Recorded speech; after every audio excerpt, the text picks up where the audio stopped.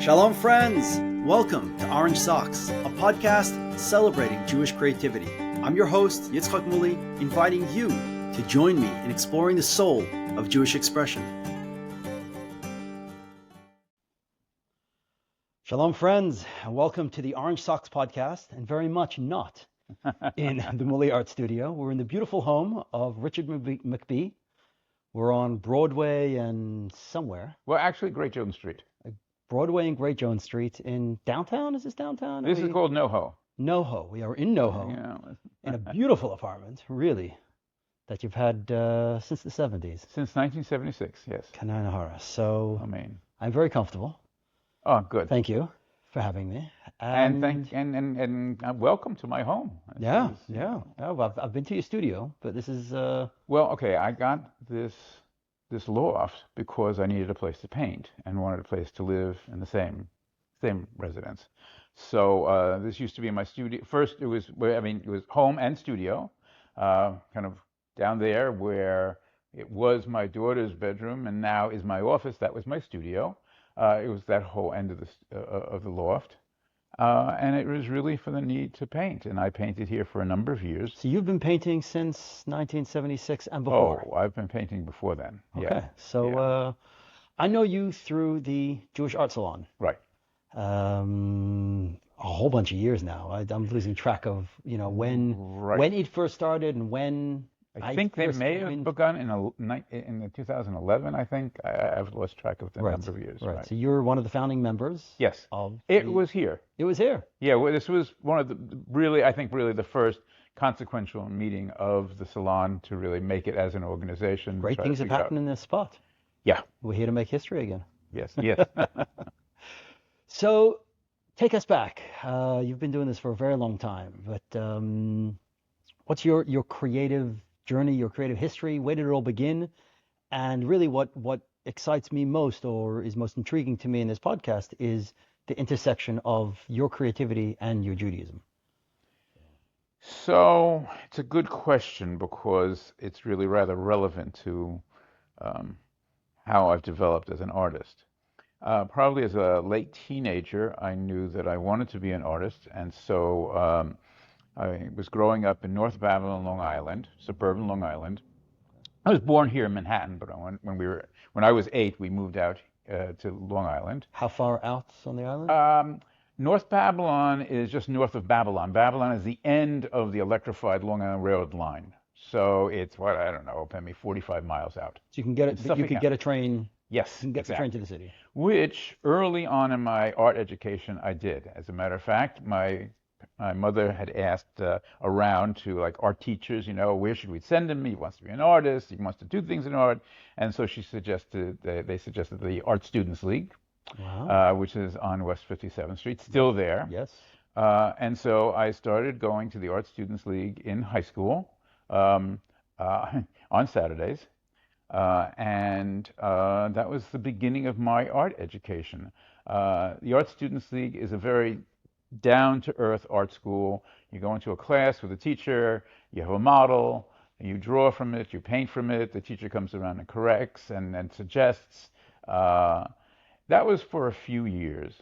I won't go into all the details of then how things developed as an artist, except I was very fortunate to have a mentor who I met through the league and through a girlfriend who allowed me to work with him in the Hotel Pierre. And we painted a mural there. I, of course, was a very young artist then. I was in my I was 20, something like that.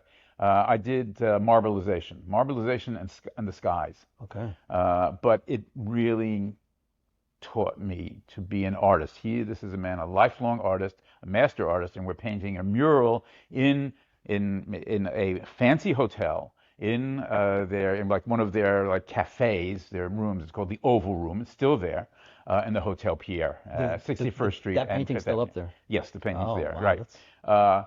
Anyhow. So how long was that project for? That project was probably a year and a half for me, at least. Oh, yeah, and it was wonderful. So the hotel's being used, of course. And when could we work? We would work once things started to shut down. We'd start around 11:30, 12 o'clock at night, and we worked through until about 6 o'clock in the morning when the hotel woke up again, and it was magical. And you I had to mean, clean up every night, oh, every of morning. course. Oh, yes, yes, yes. And this is, let us see here, uh, uh, um, um, 1968, 1969, and we're using acrylics, which are relatively new commercially there. Artists had used acrylics, and sometimes they made themselves. So we're using the early forms of acrylics, because they dried quickly, and you could do a mural on them. It was the most wonderful learning experience for a young artist is to work with, and I was with a couple of other artists working on a mural and just immersing yourself in your craft and in also learning about the Renaissance and the Baroque and figures and all this kind of stuff. So But anyhow, it wasn't theoretical and it wasn't to get graded. oh, It was, it was to make it something was on the to wall. make something, Right. for And real. we This were is being paid. We were live being on paid. stage. We were being paid. It's interesting. Don't remember what it was, but you know what? It wasn't insulting. Of course, for a 20-year-old, nothing's insulting. It's Right. like, as a young artist, yes, I want to work with you, of course. Yeah, And you're yeah. going to pay me too. Oh, wow. So I was able to pay the rent. I lived in Staten Island at that time. Anyway, uh, so that ended, and I went on with my life. I ended up moving after 2 or 3 years, moving into Manhattan. I got married, uh, continued being an artist, and in So 1976, you just the art student league? You didn't go that's it. to art school? Art No, school? No, that was enough. that's That it. was art school. Beyond that, that was also I never went to college. All right, I just I was being an artist, and it wasn't. College wasn't in the game plan. The game plan was to try to learn to make art. And then I also was very lucky. I also got a job then restoring paintings. So again, working with art, but working on kind of the other side of them where they're damaged and learning to Sure. fix them. Right. Did that for a number of years, and fell in with a group of people. I have to warn you and your audience. The my story comes out of, in its funny way, Traifdom. Okay. Okay, like I said, I first started going to Art Students League uh, on Saturdays. Right, I didn't know it was Shabbos. Right. I had So uh, what was your family background? What was the fact that your parents were wouldn't supportive you of the wouldn't arts? even call it assimilated. My father's not was not Jewish. Okay. Okay, and my mother, a German Jew, um, born in Berlin, came here in 1923 and moved to Washington Heights, and they met and fell in love, and they had me in 1947. Uh, the word Jew or Judaism was never mentioned. It was simply because my mother, being an assimilated Jew, didn't want anything to do with Judaism, didn't know really. She knew nothing. I mean, this was, as I became observant, it was very clear she had no idea. All she knew was, as a modern, mid-century urbanite, wanted to be secular. She wanted to be part of the world, and Right. religion was not part of it at all. Um, so let me go on with my story. So I fell in with, it's in the 1970s. I'm living, yes, here, I'm living in Chelsea, and then I'm moving here, 1976. Had a couple of friends. We went on Friday nights. See, I'm telling you. On Friday nights, we went to the Educational Alliance, and they had a meeting of artists. It's called the Figurative Artists Alliance. And they were, in the early 1970s, a group of people who said, you know what? All this abstract stuff and conceptual art, right? We're going to be figurative artists. We're going to do it the old-fashioned way. Now, we were very And this modern. is in the face of Ab- everything else going on in New Exactly. So York you're at the aware of time. it, right? Yeah. Pop art, right? This is the Sure. early 70s. Sure. We're going down to the Alliance every Friday night and arguing passionately about the different aspects of figurative art, how important it was. Some of the people who That's would pass through fascinating. there So are, it's I, it it's old school, and yet it was a revolution against the revolution that of that is the time. correct. And also, um, there weren't that many really heavily academic artists. We were too rough and ready kind of Sure. artists, Sure. and we liked painting And we weren't about rendering things. We wanted to make, and the thing that a lot of people would be painting, they'd be painting like their girlfriends in the corner of the loft, and and the avocado plants and the cats, and this was life, and that was basically the subjects. Most of the subjects were either landscapes or what you would call genre subjects, but not genre like your old master Dutch. This is done loose. This is done passionately and But done yet very much 1970s figurative. figuration. This is the Right. figurative art movement. Right. So But describe that for those but who are not familiar. What would that describe? What is well, figurative art? oh, figurative art means the main subject of your painting is the human figure, Okay. either the human figure as models or frequently friends sitting around. It's the fabric of life, contemporary life. Right. But we were a bit different. We, meaning a small group of artists, all thought that, okay, very fine and good, we want to be figurative, yes, yes, but it's the great art of the past that drew us to making art. And it was the Renaissance and the Baroque. And what characterized the Renaissance and the Baroque art was effectively, well, yes, mythology, but we weren't that interested in mythology. It was the Bible. Oh, now there's a subject for you, something that's really, really, really concrete and you could be passionate about. So we started painting. This is We're talking about these. We were so called the biblical painters, this is so fascinating. mamish, and we were at the Educational Alliance, same place downtown now. And we'd have all these discussions, and we'd meet by ourselves also, and everyone was painting biblical paintings, um, both Christian and Old Testament. But all the guys that I was involved with, all of them had a kind of a socialist background, labor union and socialism. That was the thing. And with those politics, the only thing that really seemed to make sense in terms of subject matter was not Christianity, which is a story of basically one man, but Judaism and the Jewish people, and quote the Old Testament, because these stories were about a people. And when you come from a left background, well, it's the people that rule, right? I Right. mean, you Yes. want that's what you're celebrating, and it's all those interactions that are really interesting. So more and more, we were the biblical painters, but it was really biblical meaning Judea. Judaic Judea. painters, exactly. Now, our knowledge was little. We only knew what you would be able to pick up. You pick up from a standard Bible, a glacier Bible, right?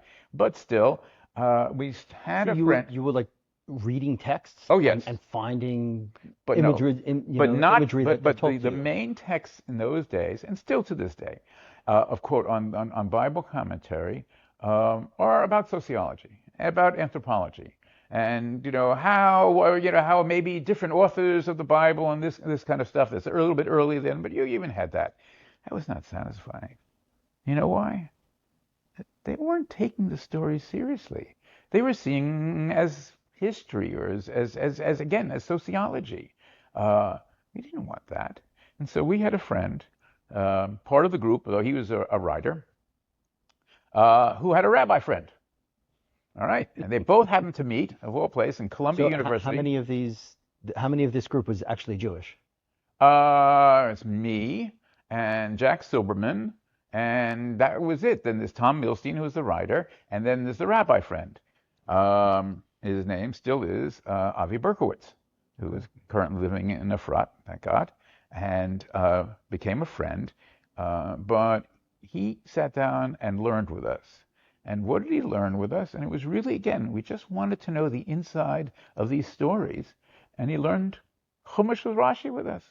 We're sitting around the table, and he's teaching us Chumash with Rashi. These artists, these secular people, right, who knew nothing about Judaism, but Right. they knew these subjects were so fascinating, and that, in fact, that great artist had tackled them.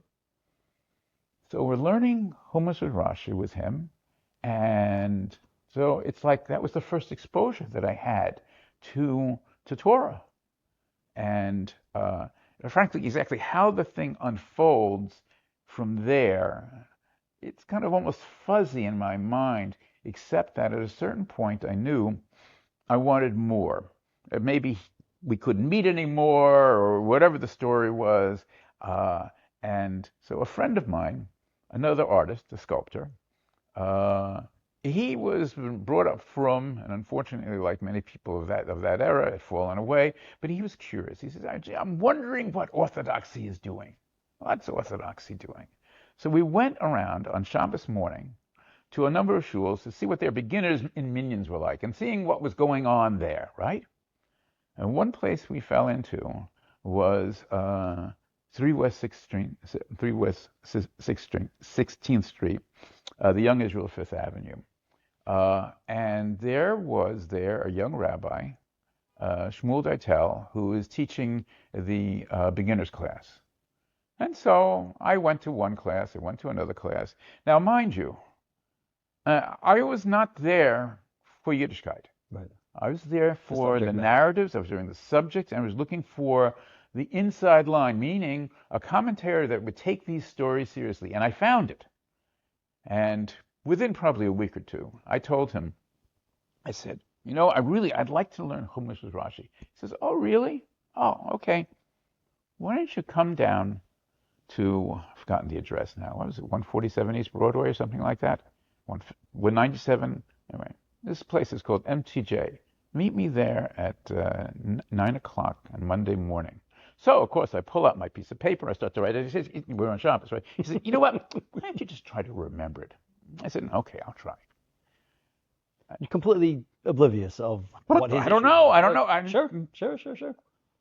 And so I start sitting down with him and a number of other people, some of them Balo Tshuve, some of people who just Balo Tshuve in one way or the other, Sure. learning Chumash with Rashi at MTJ.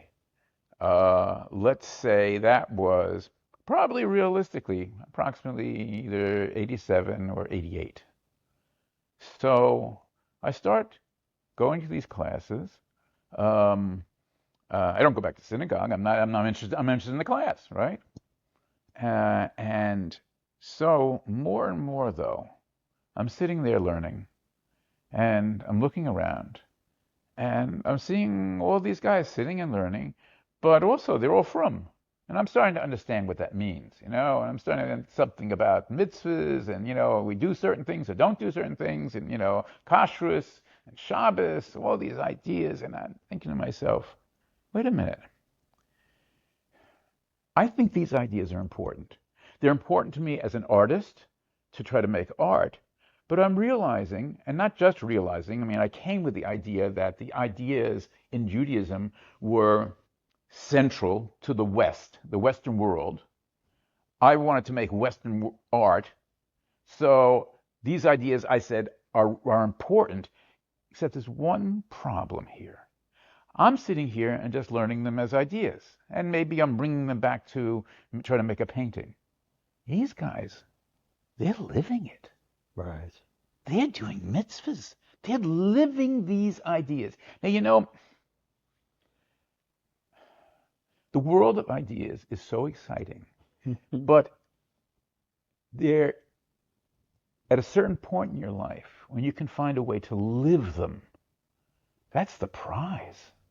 And it really is, because you're being totally authentic. You're saying, I believe this. I think this is interesting, and I'm going to show you because I'm walking the walk. I'm doing those things. So, And so lo and a minute behold, ago, what? well, to begin with, the ideas were a means to an end to create a painting or to Right. create a body of work, Yes. to explore Yes. these ideas Yes. as abstract ideas. Right. And yet, the ultimate, that's an ultimate on its own. I mean, for an artist, that is the ultimate, is to explore the ideas Obviously, as art. obviously But there was your something else. neshama had some. Yes. Your neshama had other ideas. Yes. Yes. And I'll tell you about that also. But so So as an slowly, I artist, go back to the same synagogue, and I start popping in on Shabbos. And now, of course, the guys down at MTJ, Rabbi Deitel, and then Yossi Rosenbaum, who I kind of hooked up with him a little bit later, and then we started learning Mishnayos. And he lane there at the Young Shul, Fifth Avenue. Um, Start talking to me. Well, oh, kashrus, so you do this, you don't do that, and it was a big shock to my wife. We were married, and this is like a whole other change here. But the beginning of learning about mitzvahs was the way to make it concrete, to make living this life was to make it concrete. And it also was the way I think that I was able to deal with the subject matter more and more seriously, where I would be reading the commentaries about the subject matter, whether it be Rashi or other commentaries, so that it really linked. My life started to really pull together uh, between my art and the ideas that I had. Um, but I think in a funny way, you brought up something. You said, "Well, my neshama." At that point, interestingly enough, I wasn't thinking religiously. I was thinking, "This is what I want to do." I didn't draw the conclusions. In a most bizarre way, there's always been a religiosity about me, meaning I've always had a sense of God. I've had a sense of the wonder. I've been in love with God and in love with the world that He's made, always. But never really thought about spirituality per se as something separate to examine. And even then, as I'm learning about it, it was more like, oh, so this is just the path that I go down. I never quite thought about the spirituality. Well, this idea of living the ideas was just living that Yes, was in a way disconnected from yeah, God and spirituality. yes, yes, Interesting. yes. Interesting. It's peculiar. Um, uh, the One of the turning points I realized, and I was recently discussing this with someone. So again, I was brought up totally secular. And also, my family wasn't particularly patriotic. They weren't not patriotic. They were typical middle class, working class Americans, And but we didn't have like a family on a flag on the front lawn or anything. We were just Americans, and I'll never forget. My father was not Jewish and born in Oklahoma, hard working man, sweet, good man. I once asked him, this is a teenager, I asked him, Dad, what are we? Like, I know we're not black, we're white, but, There's the Italians, what are our there's background? And the the name's Irish. McBee, but he never said, no, we're Irish or we're Scottish and everything. In fact, the family thing is, we don't even know who we are. We don't trace them back anywhere. We certainly weren't going to say, well, we're German. My mother was German. She was a Danziger. But that's like that. There was no connection there. I was very close to my grandfather, but he was my grandfather. He wasn't German. He was my grandfather, Right. and he had no Yiddishkeit. And I'll never forget what my father's answer was. We're nothing. We're nothing. We're We're not no Americans. We're no nothing. ethnic background. You're American, We're American. and we're American. That's it. So I didn't think about it then. I said, "Oh, okay, well, thank you." Right? Went on with my life. But guess what? Stumbling into Yiddishkeit,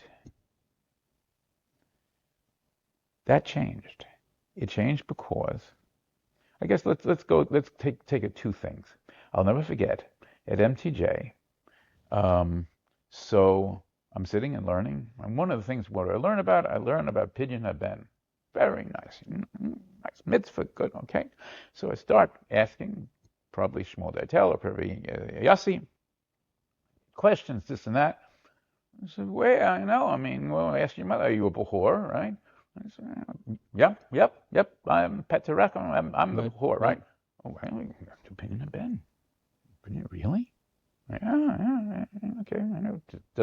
And by the way, since obviously my father can't do it, he's not Jewish, it's not a mitzvah him, It's on you. do it to me. Oh, I'll never forget it. It was Sunday morning, downstairs at MTJ. The whole yeshiva assembles. Um, Reb David was there. The Mashgiach was there. The Rabbanim were there of MTJ.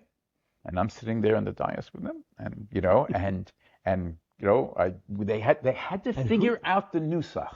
Right. because the new stuff is not for Right. to do Right. yourself, right? Right. Right. But I think And you had to cough up the money. This is your own money, right? It yes, of wasn't your, it course. wasn't your parents' money. That's It right. was it was That's you right. own. That's You right. are redeeming So I had yourself. to redeem myself.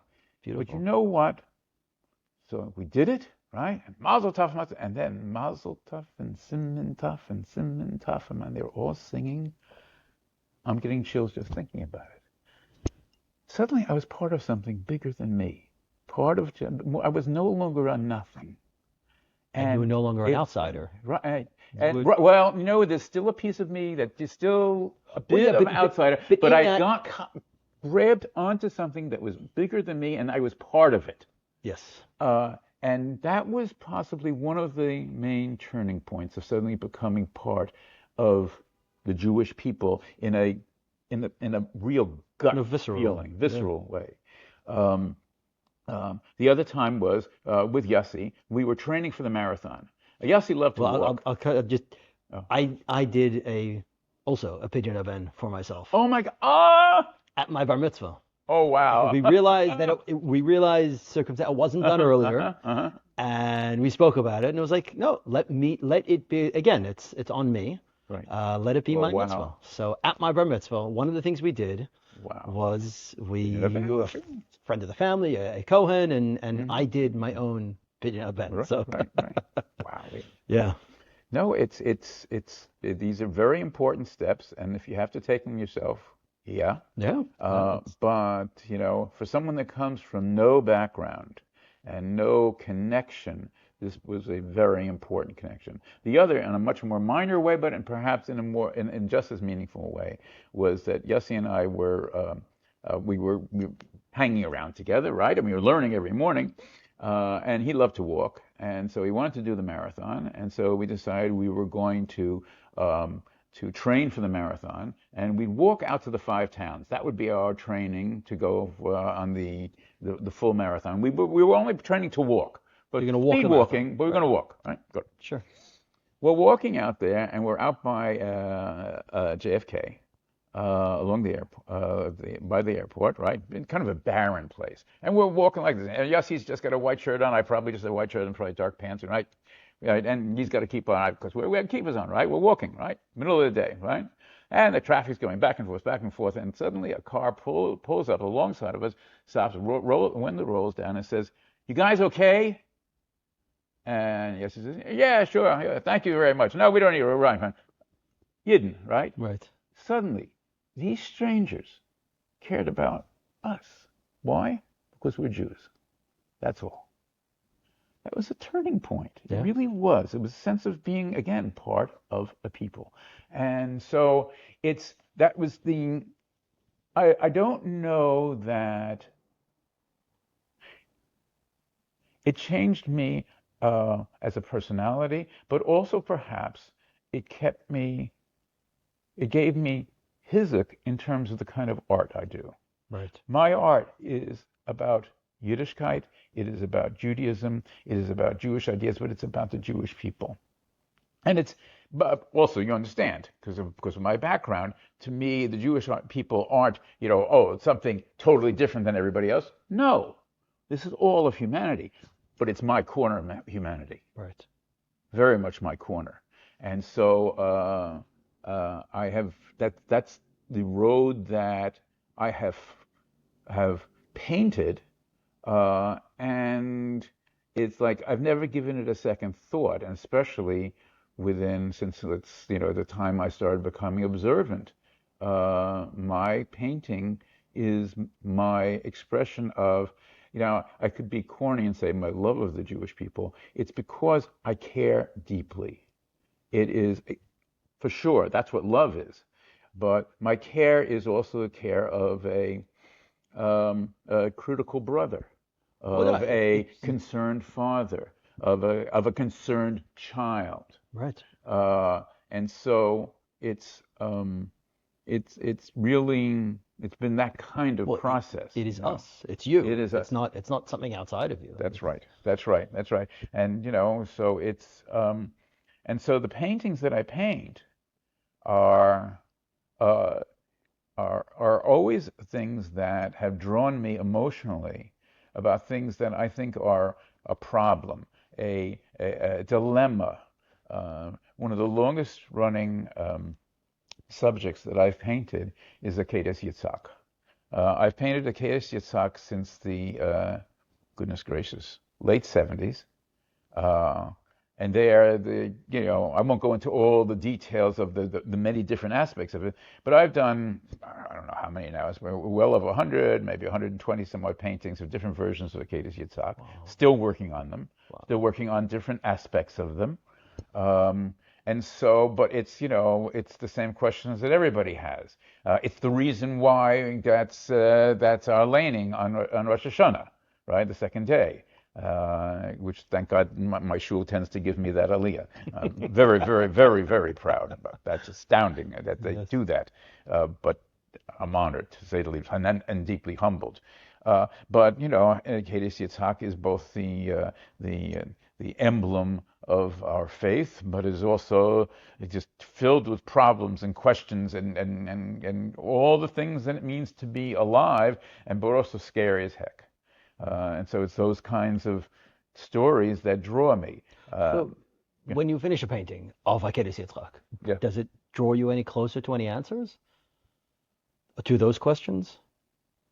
It no, it doesn't provide answers. It tells me that I have I have completed one aspect of a struggle.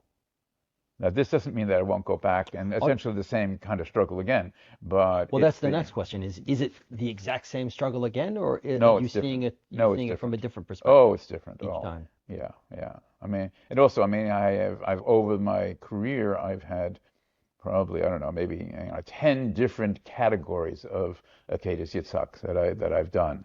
The current ones I'm working on now just look it as a father and son relationship. You almost ignore everything else in the narrative. And there's those be, probably, I don't know, 8 paintings or something like that. Kind of got interrupted doing them by doing another project, but um, um, no, I mean, 5, 6 years ago, 5 years ago, I did a set of, I think now it's finally 30 paintings.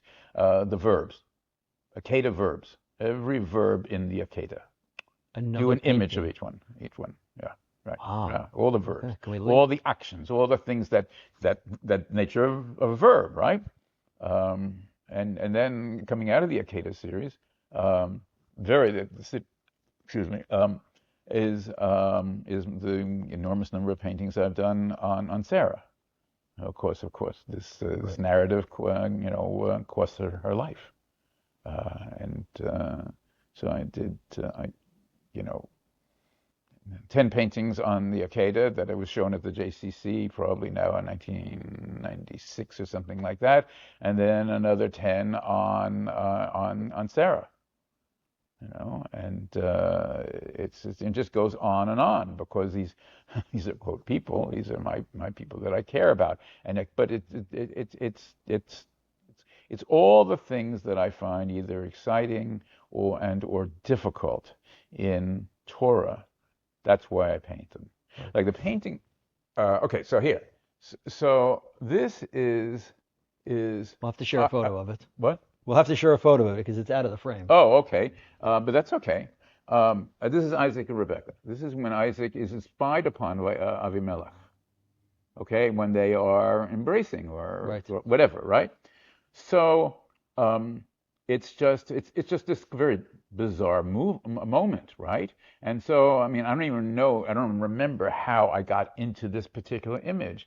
All I knew is that this is hesitation, but she's the strong one here. She knows, no, okay, now maybe it's time for us to go into the bedroom, but he's being spied on, and Right. somehow though right, Isaac is like, oh, maybe something's up here, Right. but it's that tension Right. that are the things that I am drawn to.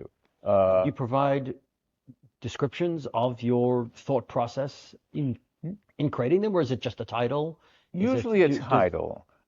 Sometimes on my website there's always a title and a date and a size, and uh, sometimes some description. Usually a reference. Because a midrashic, because I live in the midrashic world, right. and so there's very frequently I'll quote the midrash, so to give people some, key to be able to enter into the narrative of the painting. So you won't necessarily write No, I a don't. paragraph or an essay related to it. I It's mean, I it's have on various, not that often. No, no, okay. actually, no, no. Um, but things come out of things. Like again, out of sight of the camera. There's two paintings on the brick wall behind you. They are both of Mrs. Potiphar and Joseph. Uh, Okay, right. and that comes out of not only the narrative in Torah, but a piece that I did. Uh, so I went to college very late. I went to college in 2001. Oh wow. Yeah. And my wife and a friend said, "Hey, we live across the street from NYU," and our friend works at NYU. Why don't you think about going to college? You never went to college. I said, "Oh, okay, maybe that's not a bad idea." And so I went and kind of caught up on things that I really hadn't dug into. That's where I really started to write. And in fact, I think it was probably in 2000 or 2001 that I also started writing for the Jewish press, because it came out of that fact that in college I was writing. Right. And I also then, though, took a course, I guess. Oh, yeah, that's right. This was, probably called Women in the Bible or something like that. Anyway, I wrote a paper called Uppity Women. And basically, what I looked at was the narratives, two main narratives. One, Mrs. Potiphar and Joseph, and of Tamar and Yehuda. And both women who was, I guess that's two, right? Where if you look at them, it's very strange. There, the women seem aggressive, but really not very nice, and the men seem rather passive. And if you look at the midrashim, it's actually much, much more complex. And so the midrashic material on Joseph is that Joseph ends up actually being much more aggressive, sexually aggressive, to Mrs. Potiphar, and only it doesn't act on it by the skin of his teeth. Right. There's also this wonderful midrash that says what stopped him was he looks up and he The says the image image of of his his father. father. Right. There's another midrash evidently says so an image of his mother. Wow, wow. Oh, So it's this kind of material that right. draws me because it's very specifically also the interaction between men and women, not only a central theme in Torah, but a central theme in our lives, a theme of dynamics, but really, while it's all fine and good in terms of one's everyday life, it's also really the dynamic in the Torah narratives.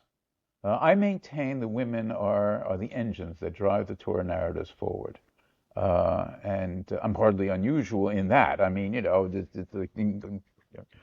scratch the surface in any serious Jewish thinking, and the role of the feminine ends up being very, very important. And I mean, Kabbalah at the very right, mysticism, at Sure. least the feminine is very, very important. So that's something that I'm constantly exploring over and over again. And in a funny way, maybe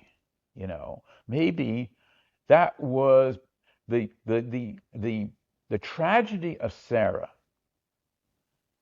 and me being so upset about that after I'd done a whole set of paintings on the Akedah was seeing that I had to deal with Sarah.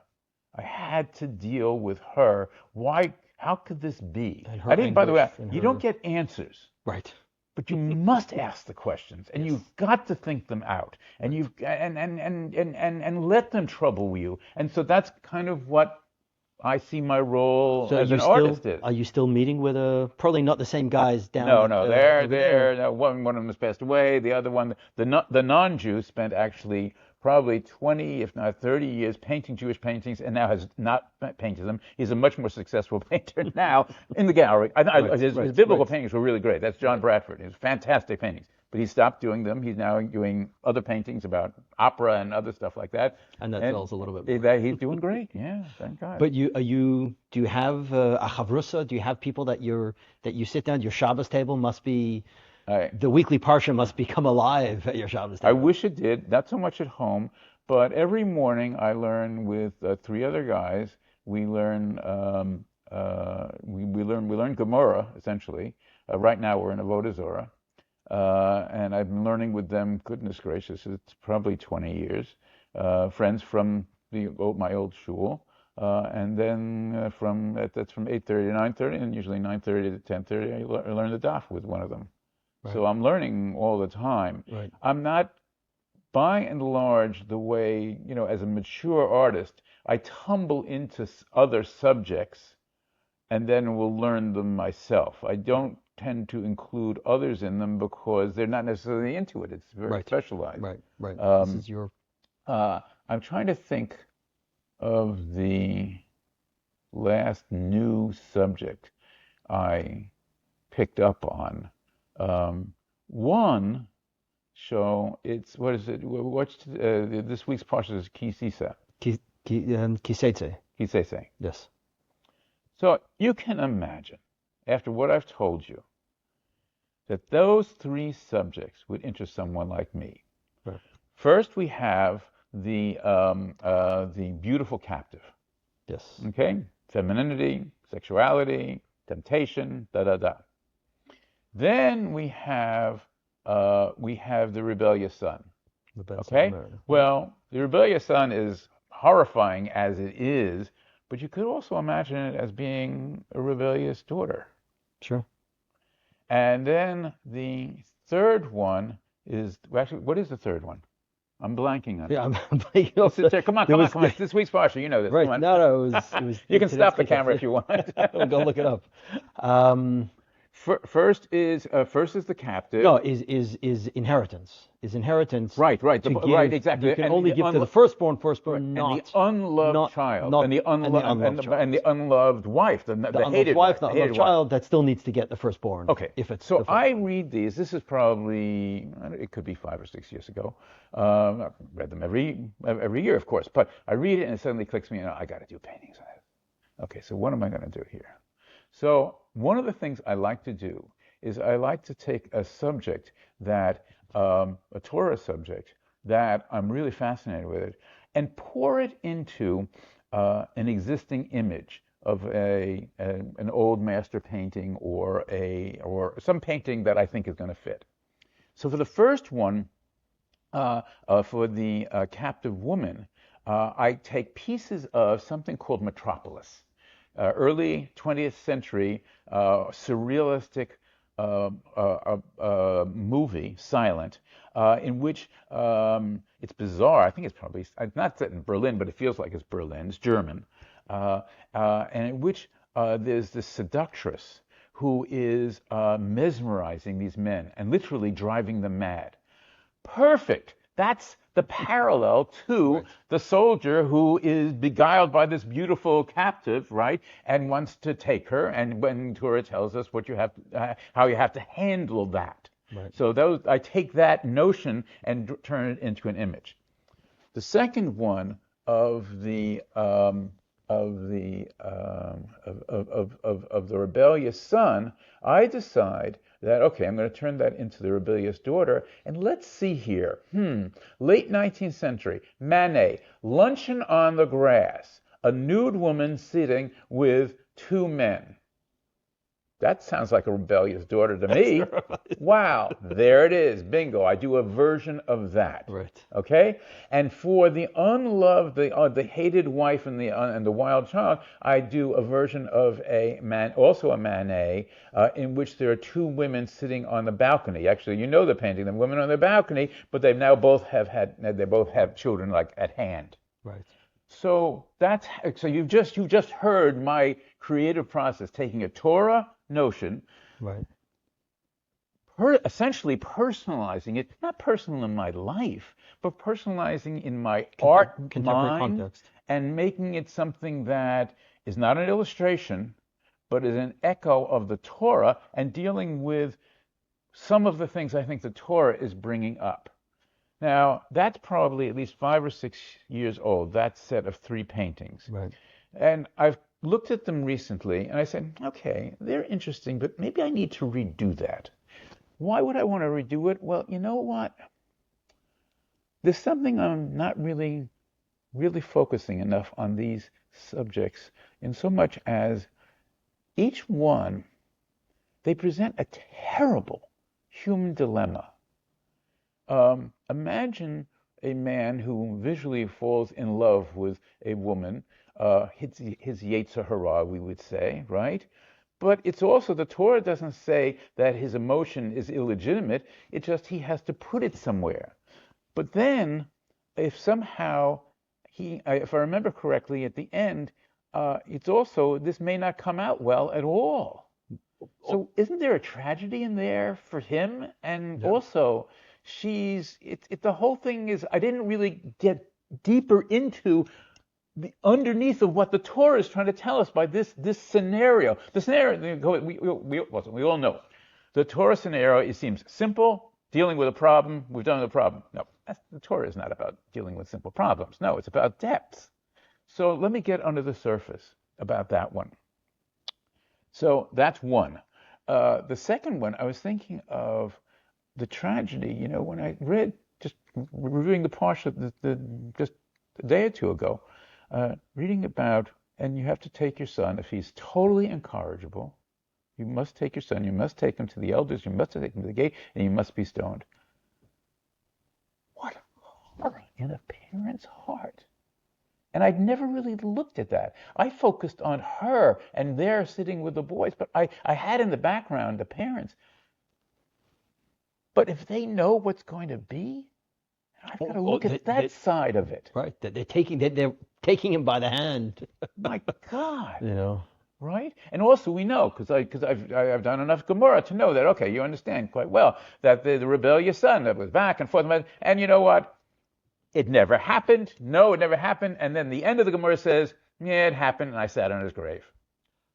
Yeah, Really? I yeah, didn't yeah, know. yeah, yeah. So this is the tension in there, but the tension is the pain of the parent. Well, you know what? I have a daughter. I mean, my daughter is absolutely wonderful. Thank God she's married, and we have my granddaughter is like a three. I love my granddaughter more than anything. So I'm getting, as a older man, I'm getting all these same parental loves of my granddaughter and thinking of, oh my God, if something ever happened to her, that kind of sense that the Torah should bring out in us with these stories, not just dealing with The people's technical consequences. transgressions. Right. No, the Torah is about doing much more than that.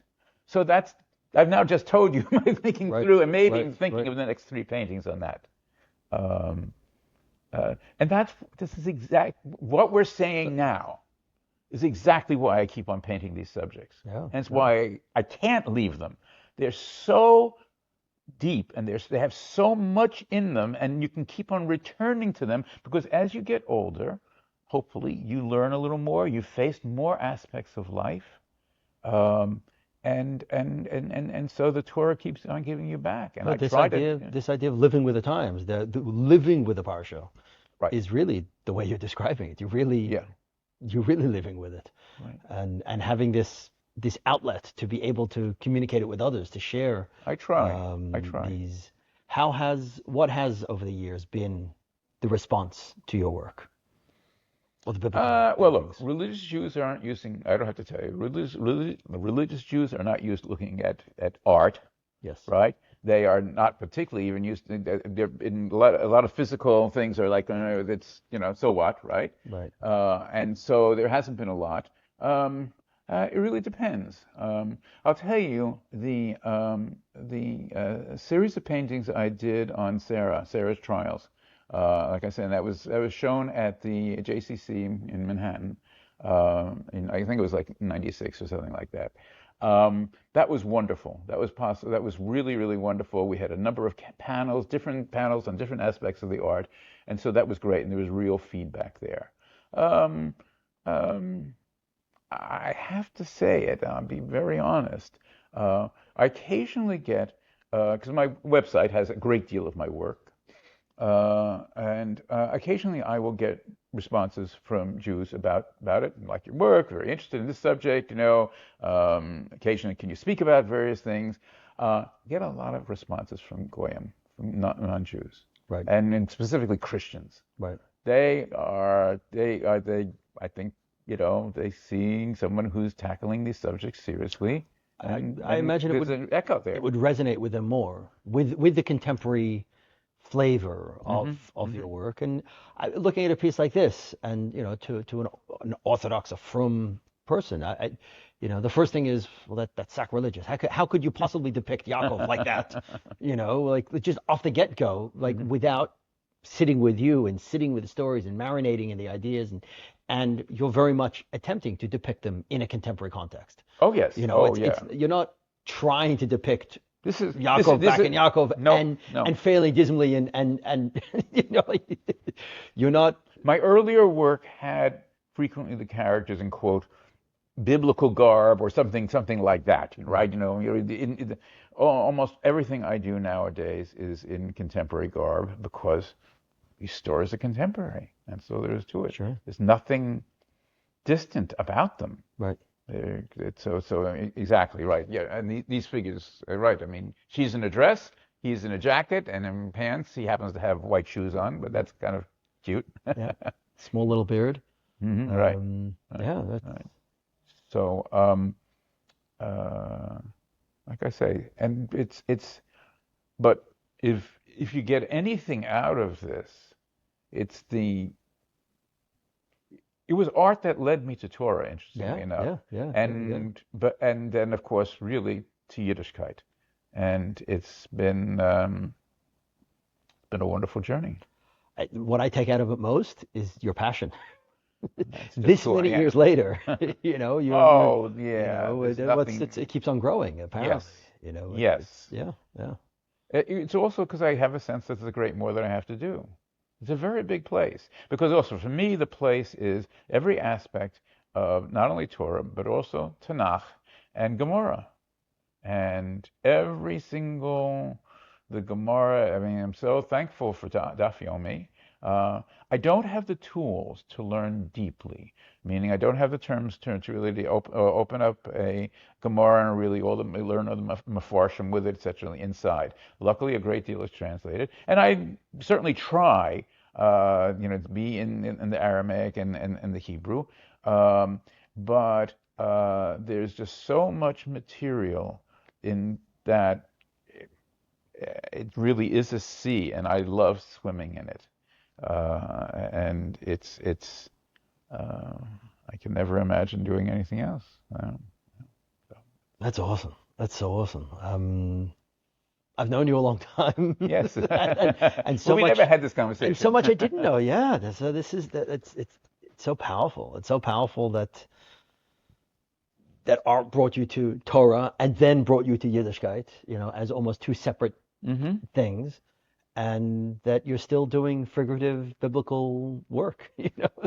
The first thing that you started with, that you're not tired of it. You're not, you haven't, as you just said, you haven't scratched the surface. Not at all.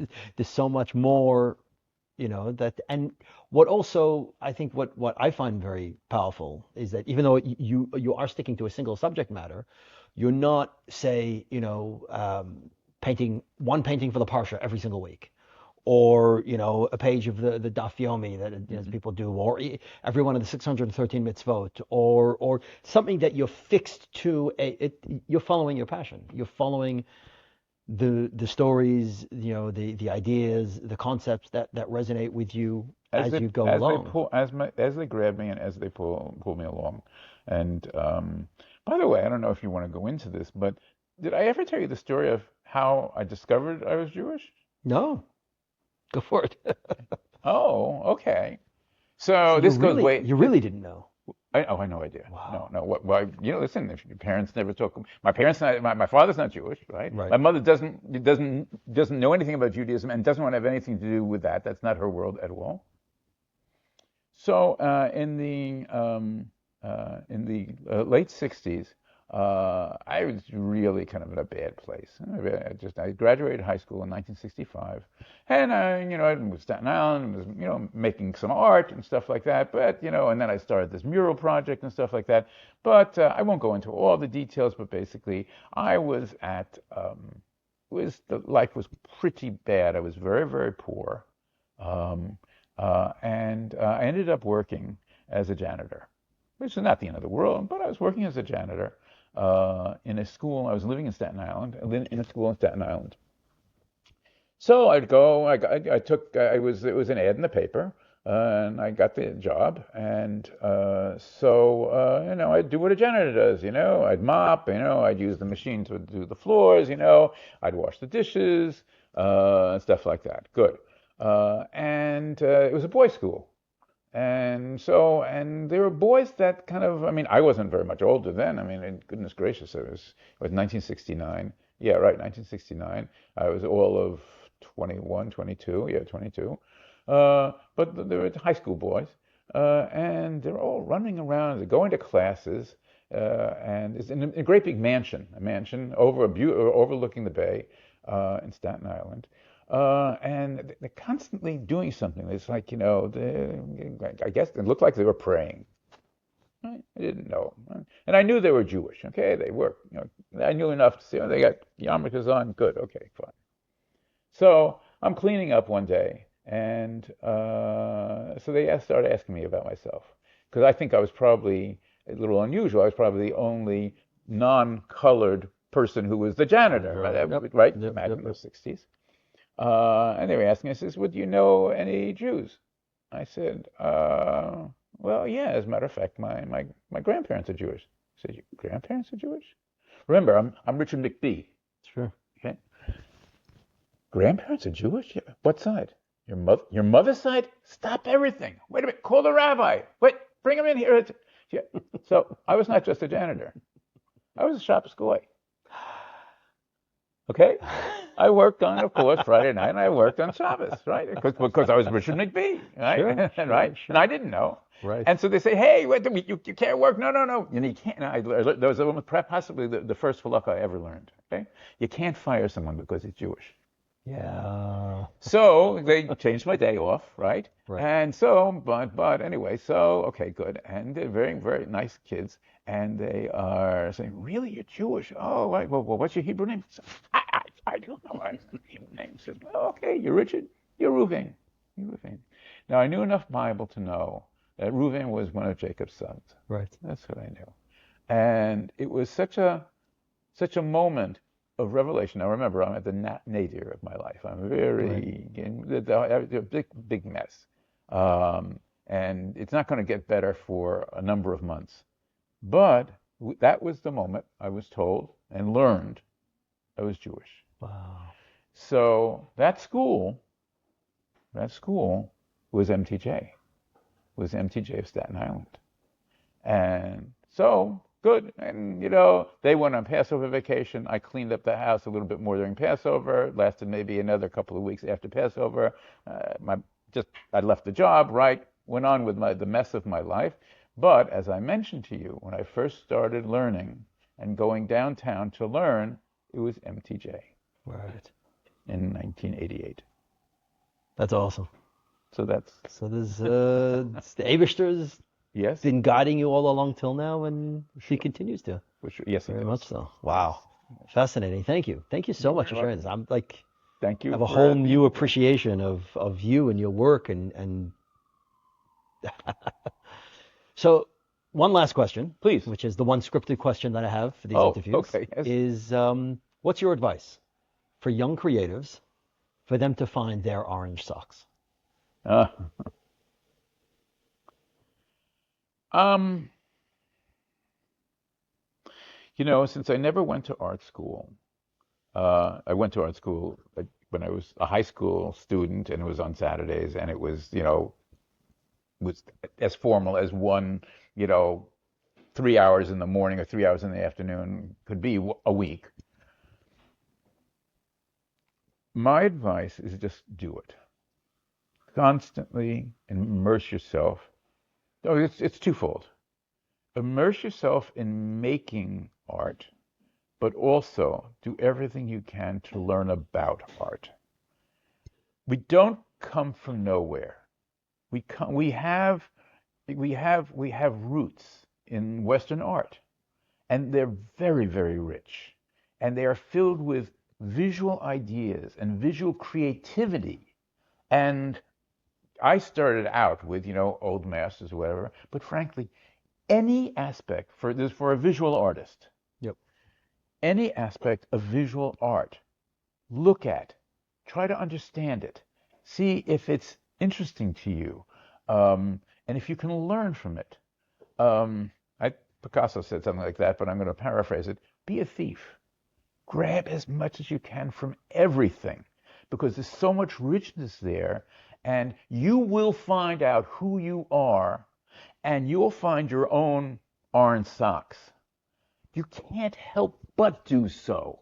Right. You can if you suddenly decide you have to do something one way and not another. No, open yourself to as many possibilities as possible, and those orange socks will suddenly appear on your feet. They will, because you will become who you are, because you've opened yourself up to not only the possibilities, but also your own creativity. So that's cool. Amazing. My advice. Wow.